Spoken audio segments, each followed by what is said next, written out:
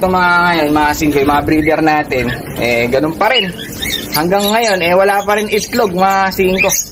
Kaya, hirap tayo makapag-breed. Dahil, uy, mga singkoy, bisita na naman. Nandito na naman si, halika dito. Oh, kasi yun, ano? Ano yun? Gumagala ka naman. Saan ka na sumusunod? Maligaw ko na kasi nakasyenda mo. Manila Suto. Manila Suto. Hindi. Alam ko malupit. Ano?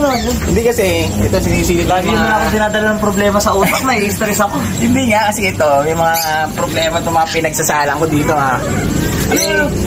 Titignan ko ha? Silipin mo kasi. Parang may kulang no?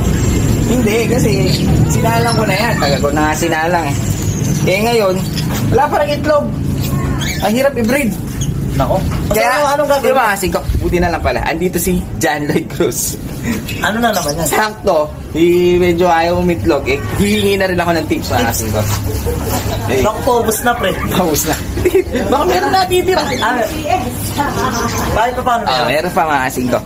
Sakto, andito si John Lloyd Cruz. Hihingi tayo ng tips kung paano mangingitlog tong mga breeder natin. At saka sana makakuha kayo ng tips sa kanya. Sana. Pero kukuha na rin tayo tips. Baka sakali mga singko. Siyempre, ang batikan, John Lloyd Cruz. Yo mga singko, ito na naman si John Lloyd Cruz aka Andrew E. Kaya singko kasi hihingi nga akong tips dahil nga yung mga breeder natin dito, ayan o. Hanggang ngayon hindi pa nagsisiitlog. Ang mamahal pa nung nilagay natin mga buhangin yan. Buhangin ng pampusa yan eh. Galing Boracay yan, friend. Galing Boracay. Hindi, ngayon. Ito, itanong ako sa'yo ha. Tips ha? Tips. Tips. Sige, marami ako na eh. Hirap nga mag-itlog eh. Hindi, nag-invest kasi ako sa bangko eh. Okay ha. Bali, ang gusto ko, sana makakuha rin yung mga nanonood sa atin. Oo, walang problema. Marami tayo lang. Graduate ako ng Pigeon Genetics. Kaya nga ito ko hinihintay ko. Sinasulpot ka dito. Ngayon, diba, unang-una sa lahat, hi muna. Kasi hindi natin pwedeng kalimutan yung mga subscribers natin. Hi muna sa mga nanonood dyan, sa mga ibang lugar. Shoutout sa inyo, lagi namin binabasa mga comment. Huwag kayong mag-like. Kahit hindi kami gano'n nagkakapag-reply ba kasi ko, nababasa naman namin. Pero yung medyo late na lang dahil nga busy eh. Busy kasi kami, marami kami business. So yun, shoutout sa mga Singko lovers. Singko TV. Ayun, mga Singko. Unang talo ko sa'yo ha. Kasi nga. Pangalawang tanong muna. Hindi, una pa lang. Una pa. Okay. Gusto ko malaman kung paano mamili ng mga isasalang kong breeder. Yan. Tip yan tip. Yung tips kung paano. Simple lang naman kasi, napaka-simple. Sa amin kasi mga graduate ng Pigeon Genetics. Simple lang yan. Hindi namin pinag-iisipan actually. Talaga? Kapag pipili kami ng mga breeder, kailangan nakakondisyon. Kailangan kinokondisyon kasi talaga yan. Kinokondisyon talaga? Kinokondisyon talaga. Kasi kami, no? Kami galing mga champion. Pag nagko-condition ka, magkahiwalay ang babae sa lalaki mo. Ganun. Hindi mo na pinagsasama? Pinapasabik namin yan. Ganun. Pinagigigil na talaga yung talagang... Para. Yung talagang... Galang pala yun. Nagigil na. Anong kailangan nilang ilagay? Iinom, kinakain. Yan. Diba yun ang kailangan? Bago isa lang? Bago mo isa lang, bago mo pagsalpukin. Gano'n. Paano? Anong ilalagay? Sa lalaki, simple lang. Ano? Hindi namin masyadong napakasimple. Ano nga? Painumin mo ng Robust. Grum-grum yan, pre. Sigurado grum-grum. Dire-diretso yan. Manggigigil Paano yung gigil? Ayun lang yan. Sa babae? Sa babae, pre, luya lang yung painom. Luya? Turugin mo yung luya. Bakit? Kasi yun, pampalakas yun at saka pampakunat. Kasi siyempre, pampakunat? Medyo sisigla kasi. Gano'n. Yung mga kasing ko may tips tayo pagpili. Ngayon, halimbawa, nakapili na ako, nakakondisyon ko na. Magsasalang na ako. Anong magandang gawin? Pag magsasalang ka, napakasimple lang. Paano? Ang gagawin mo, pag nagsasalang ka, wag mong itatabi sa mga ibang ibon mo. Parang ganyan. Wag ganyan. Tignan mo, walang nabubuo. Wala nga wala, di ba? Kasi mali. Mali yan. Oo, mali. Ito ginawa ko dahil dalawang breeder ko Dalawang magkatabi. breeder, tingnan mo, nagkakasilipan. May butas, nagkakasilipan. Ikaw Oo. ba nakakagawa ka ng bata pag may naninilip? Hindi ah. Di ba?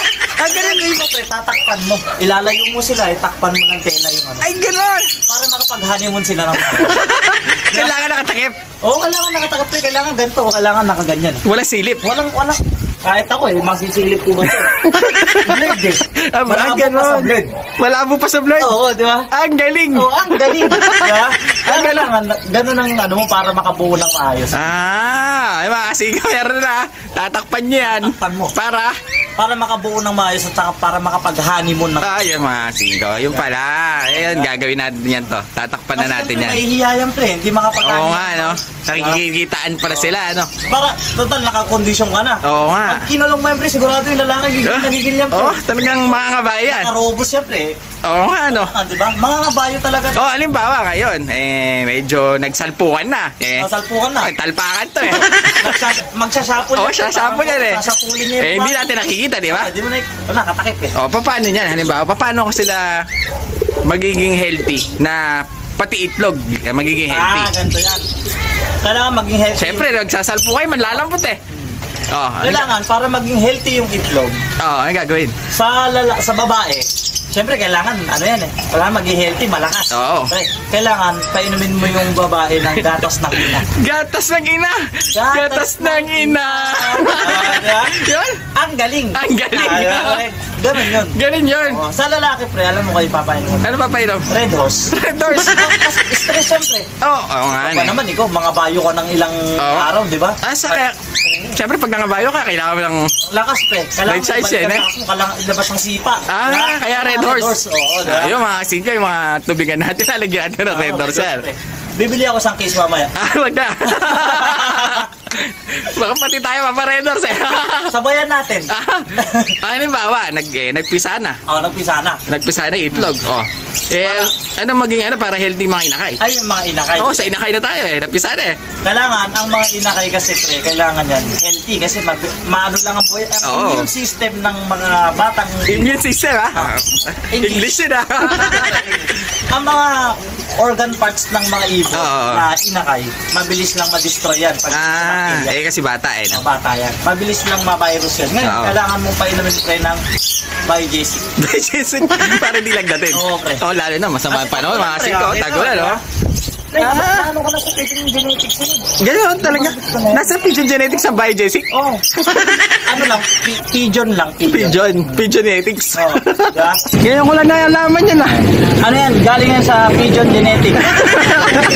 Biogesic. Magkatunog. Magkatunog, Galing Nasa Pigeon Genetics Academy yan, pre. Hindi nila alam yan. Bali, ganun lang ang gagawin natin. Biogesic lang. Hindi lang. Hindi. Meron pa. Meron pa, siyempre yung... There's more. Gatas ng ina. Gatas ng ina. Gatas ng ina. Ang galing. Ang galing. Diba, pre? Kailangan pa rin yan. Okay. Siyempre lahat ng baby kailangan ng gatas ng ina. Diba? Kagaling mo talaga, pre. Siyempre, pre. Graduate ako Graduate ka na? 20 years. 20 years. Pigeon Genetics Academy. Matagal ako hinubog ng panahon. Kaya naging ganito yung mukha ko. So ayun mga kasingko, nakakita nyo naman kung meron kayo natutunan, mag-comment na lang kayo mga kasingko. Kung meron kayo natutunan pag nakasalubong nyo sa kanto, saksakin nyo na lang. Ayun lalong sumama yung panahon sa'yo.